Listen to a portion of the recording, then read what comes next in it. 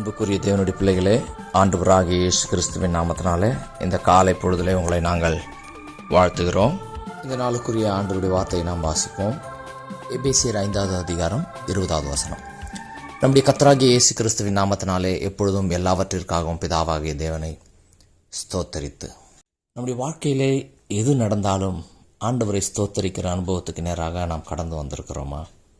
சில சமயத்திலே வாழ்க்கையிலே நல்லது மட்டும் நடக்கிற பொழுது, ஆசீர்வாதங்கள் மட்டும் கிடைக்கிற பொழுது, ஸ்தோத்திரம் ஆண்டவரே, உமக்கு மகிமை ஆண்டவரே, உமக்கு நன்றி ஆண்டவரே என்று சொல்லுகிறோம்.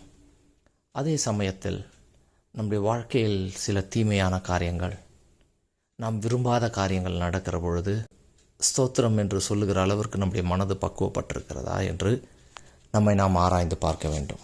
பக்தனாகிய யோபு தன்னுடைய வாழ்க்கையில் எல்லாவற்றையும் இழந்து நடுத்தெருவில் நின்று கொண்டிருக்கிறான்.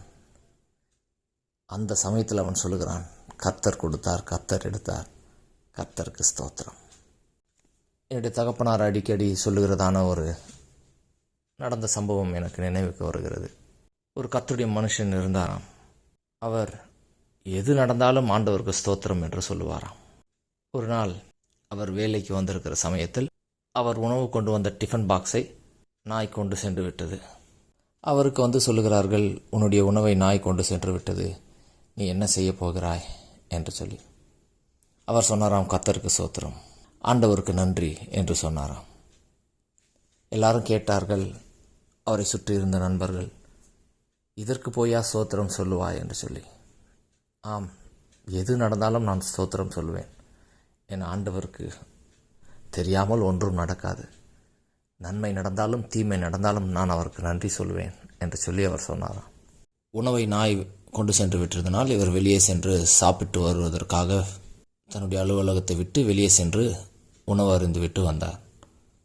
வந்து பார்த்தபோது அங்கு ஒரு பெரிய ஃபயர் ஆக்சிடென்ட் ஒன்று நடந்துவிட்டது. அற்புத விதமாக அவர் காப்பாற்றப்பட்டார். உங்கள் வாழ்க்கையில் எது நடந்தாலும் ஆண்டவருக்கு ஸ்தோத்திரம் செலுத்தி பாருங்கள். தீமையை அவர் நன்மையாக மாற்றுவார். நம்முடைய வாழ்க்கையில் சின்ன பகுதியில் கஷ்டங்கள் வரும்போது நாம் சோர்ந்து போகிறோம், துவண்டு போகிறோம். ஆனால் அந்த சூழலில் ஆண்டவருக்கு நன்றி செலுத்தி பாருங்கள், ஆண்டவருக்கு ஸ்தோத்திரங்களை செலுத்தி பாருங்கள். ஆண்டவருடைய நாமம் மகிமைப்பெறும். அவர் திரும்ப உனக்கு அற்புதத்தை செய்வார். திரும்ப துன்பம் வரும்போது ஆண்டவருக்கு ஸ்தோத்திரம் சொல்லுங்கள். திரும்ப ஆண்டவர் உங்கள் வாழ்க்கையில் அற்புதம் செய்வார். நம்முடைய வாழ்க்கையில் வருகிற துன்பங்கள் போது நாம் ஸ்தோத்திரம் செய்ய கற்றுக்கொண்டால், அவருக்கு நன்றி என்று சொல்ல கற்றுக்கொண்டால், நமக்கு நன்மை வழங்கி கொண்டே இருப்பார். இப்படி நம்முடைய வாழ்க்கையில் வருகிற துன்பங்கள் போது நாம் ஸ்தோத்திரம் செய்ய கற்றுக்கொண்டால், அவருக்கு நன்றி என்று சொல்ல கற்றுக்கொண்டால், அவர் நமக்கு நன்மை வழங்கி கொண்டே இருப்பார். ஆகையினால எனக்கு அருமையான தேவனுடைய ஜனங்களே, நம்முடைய வாழ்க்கையில் தீமையான காரியங்கள் நடந்தாலும் நன்மையான காரியங்கள் நடந்தாலும் எது நடந்தாலும் ஆண்டவருக்கு ஸ்தோத்திரம் செல்ல பழகிக்கொள்வோம். கர்த்தர் தாமே நம்மை ஆசீர்வதிப்பாராக. ஆமென்.